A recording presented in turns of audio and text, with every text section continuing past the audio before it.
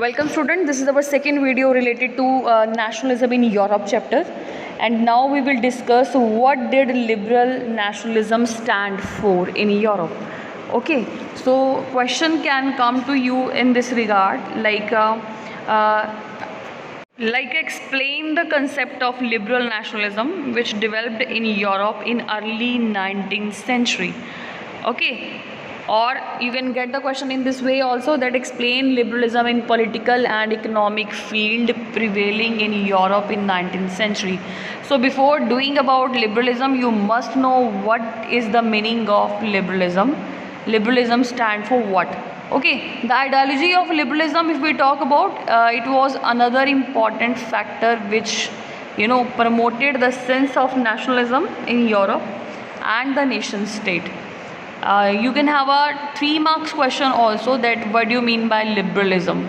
So whenever you will get this question, you have to answer that the term liberalism has been derived from the Latin word liber, meaning free. Okay, I'm again telling you, liberalism, this term has been derived from the Latin word liber, meaning free, and different people interpreted the meaning of liberalism differently in their own ways. Okay, so for the new middle class, if we talk about, liberalism stood for the freedom of individual and equality all before the law. If we talk about the politically it meant that concept of government by consent. Okay, so for some people it meant having the right to have private property. And in other economic sphere, if we talk about, liberalism stood for the freedom of markets. Okay, and the traders demanded free movement of goods and capital. So different societies, different group of people, different area were having the different meaning of liberalism. Clear? Now we will move to the next topic, that a new conservatism after 1815. Okay, we know that after the following, after the defeat of the Napoleon in 1815, European governments were driven by a spirit of conservatism. But what was conservatism and who were conservatives? You know first. Students, whenever you will get the question that who were the conservatives, you have to answer like conservatism was a political philosophy, and that stressed the importance of tradition, established institution and custom, and preferred gradual development. Means they want development, but gradual development to a quick change. They wanted to strengthen the monarchy through Napoleon. Okay, and for example codes. So they were in the favor of monarchy. Conservatism were in the favor of monarchy. Okay, they believe that established traditional institution of state and society. They believe in the monarchy, the church, the social hierarchies, properties and the family should be preserved.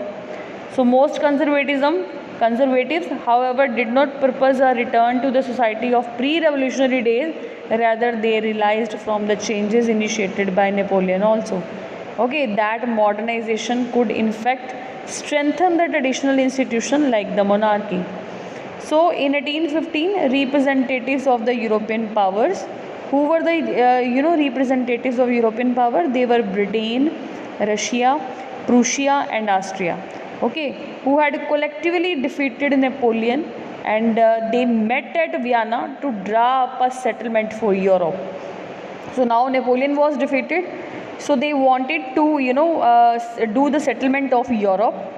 So they met at Vienna. Okay, so they met at Vienna to draw up the settlement for Europe. So question comes here also, that what type of we can say that settlements was done at Vienna. It is also known as a Treaty of Vienna. Okay, so what type of things were there in Treaty of Vienna?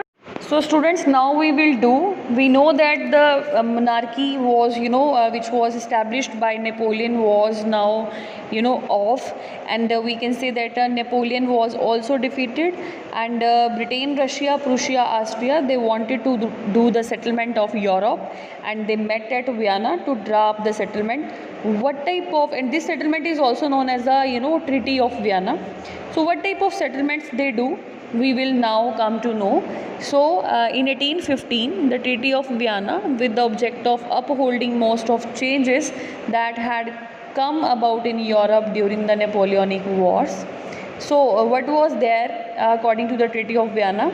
The Bourbon dynasty, which had been deposed during the French Revolution, was restored to power, and France lost the territories and it had annexed under Napoleon. Okay, and a series of states were set up on the boundaries of France to prevent French expansion in future, and thus the Kingdom of Netherlands, which included Belgium, was set up in the north, and Genoa was added to the Piedmont in the south. Okay, Prussia, now the turn was Prussia. Prussia was given important new territories on its western frontiers, and while Austria was given control of northern Italy, but the German Confederation of 39 states that had been set up by Napoleon was left untouched. Okay, they were not touched. So in the east, Russia was given a part of Poland, while Prussia was given a portion of Saxony. So the main intention was to restore the monarchies that had been overthrown by Napoleon and create a new conservatism order in Europe. So this was all about conservatism, and we have discussed about the Vienna Treaty of Vienna also. So after the Vienna Congress, conservative regimes set up in 1815. They were very autocratic. They did not tolerate criticism and dissent, and sought to curb activities that questioned the legitimacy of autocratic government. Most of them imposed censorship laws. You know what is the meaning of censorship? To ban on the particular, publishing material in newspapers, books, plays and songs, and reflected the ideas of liberty and freedom associated with the French Revolution. So the memory of the French Revolution nonetheless continued to inspire liberals. One of the major issues taken up by the liberal nationalism who criticized the new conservative order was freedom of the press. Okay, so you can have a 1 mark question also, that what is censorship? You have to answer in that. The banning of writing material on books or newspapers, etc. So now we will discuss about the revolutionaries. As we have discussed about aristocratic people, so now we will talk about revolutionaries. During the year following 1815, the fear of repression drove many liberal nationalists underground.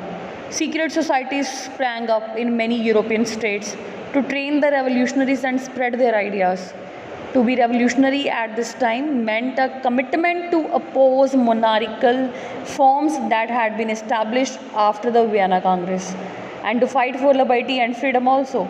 Okay, so we will definitely talk about one such individual who was an Italian revolutionary, and his name was Giuseppe Mazzini. He born in Genoa in 1807. He became a member of the secret society of the Carabinieri. As a young man of 24, he was sent into exile in 1831 for attempting a revolution in Liguria. He subsequently founded 2 more underground societies.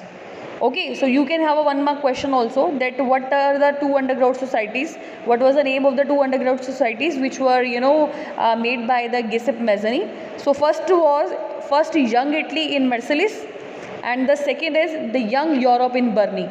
You must know these secret societies. Okay, 2 marks question always come, that what are the particular societies which were made by Giuseppe Mazzini. So they were Young Italy in Marseilles and Young Europe in Bern, and whose members were like-minded young men from Poland, France, Italy and the German states. Mazzini believed that God had intended nations to be the natural units of mankind. Okay, so Italy could not continue to be a patchwork of small states and kingdoms. So it had to be forged into a single unified republic within a wider alliance of nations. It was a thinking of, a Mazzini. So this unification alone could be on the basis of Italian liberty. He was feeling the same. So following his model, secret societies were set up in Germany, France, Switzerland and Poland also. Mazzini's relentless opposition to monarchy and his vision, democratic republic, frightened the conservatives. Okay, so Metternich described him as the most dangerous enemy of our social order. Here you can also one mark question get, that who said this, that the Mazzini was a most dangerous enemy of our social order. So he was Metternich who has given this statement about this Mazzini. Now we will move to the next topic. We know that the development of nationalism did not come about only through wars and territorial expansion. Culture played an important role in creating the idea of nation. Culture means like art and poetry, stories and music. It also helped to express and shape nationalist feelings. But how? Okay, so our next topic is romanticism. Okay, so firstly I will tell you what was romanticism and how did romanticism seek to develop a particular form of nationalist sentiments. Clear? So firstly I just tell you what was romanticism. So it was an artistic, literary and intellectual movement that originated in 18th century to develop a particular form of nationalist sentiments. The movement glorified folk art and vernacular languages also. Okay, so now we will do how it did romanticism seek to develop a particular form of nationalist sentiment. So first point in this regard we are having romantic artists were against the glorification of reasoning and science.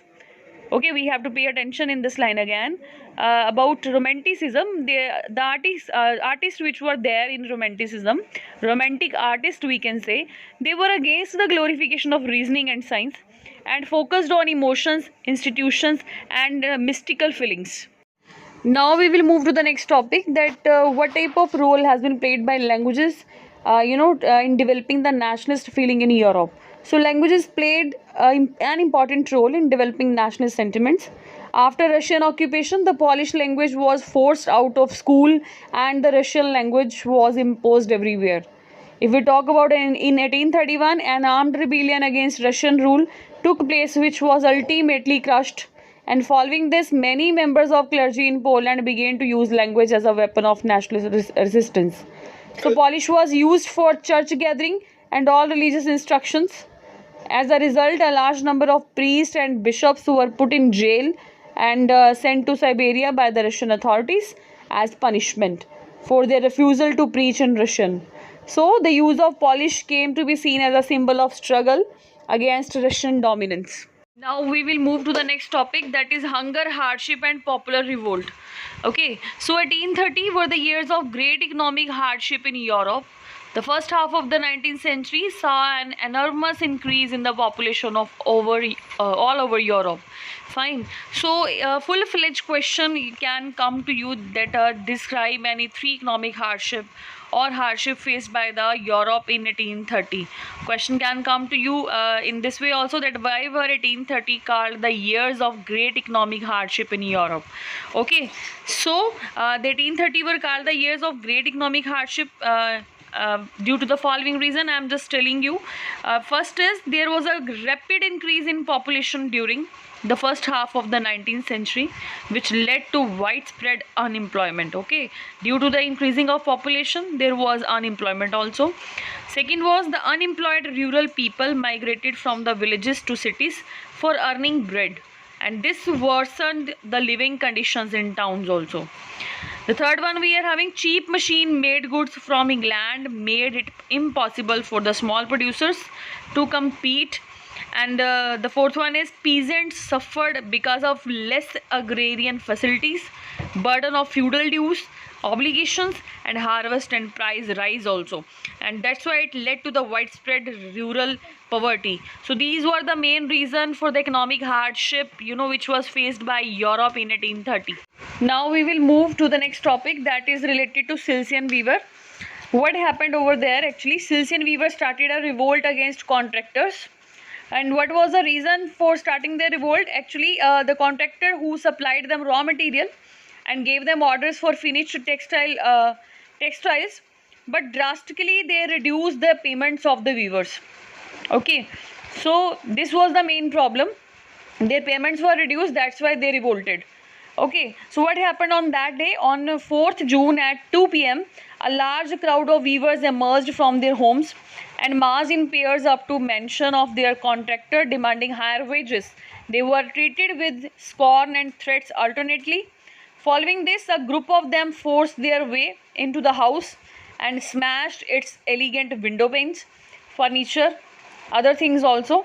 So the contractor fled with his family to a neighboring village, which however refused to shelter such a person, and he returned 24 hours later having requisitioned the army. Okay, when he came back, he came with the army. So in the exchange that followed, 11 weavers were shot.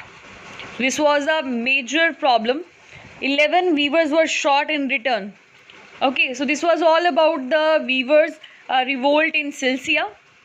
So parallel to the revolt of the poor, unemployed and starving peasants workers in many European countries in the year 1848, a revolution led by educated middle classes was underway.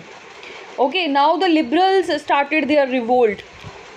They started the revolt for the constitutionalism with national unification. So full-fledged question always come like what were the consequences of the liberal revolution of 1848? So we are having lots of points in this regard. So first was it provided a base to the unification of Germany and Italy. Conservatives failed to restore old order. They realized that they would have a grant concession to the liberal nationalist revolutionaries. Suffragam and bonded labor were abolished both in the Habsburg dominions and in Russia also.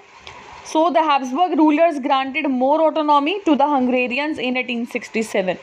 This was all about the consequences of the liberal revolution of 1848. As we have discussed in the previous topic that liberals revolution provided a base to the unification of Germany and Italy. Now we are going to do the making of Germany. Briefly trace the process of German unification. The question can come to you in this way also, that how the German unification you can describe in your own words. So first point we are having in this regard is Frankfurt Parliament in 1848. Frankfurt Parliament tries its best for the unification of Germany under the leadership of King William IV of Prussia, but it failed. Unification under the leadership of Prussia also. So liberal initiative to nation building was however repressed by the combined forces of the monarchy and the military, so supported by the large land owners called Junkers of Prussia. From then on, Prussia took on the leadership of the movement of national unification. Its chief minister Otto von Bismarck was the architect of the process and carried out the movement for national unification with the help of Prussian army and the bureaucracy also. The third we are having role of Bismarck. Okay, it's very important. So Bismarck was one of the greatest son of Prussia who accomplished the supreme task of unification of Germany with the help of army bureaucracy. He was convinced that the unification of Germany could be achieved only by the princes and not by the people. He wanted to achieve his aim by not merging Prussia into Germany, but rather by expanding Prussia into Germany. Okay, so the next heading we are having 3 wars. So Bismarck's object of unifying Germany was accomplished by 3 wars, which were fought during a brief period of 7 years.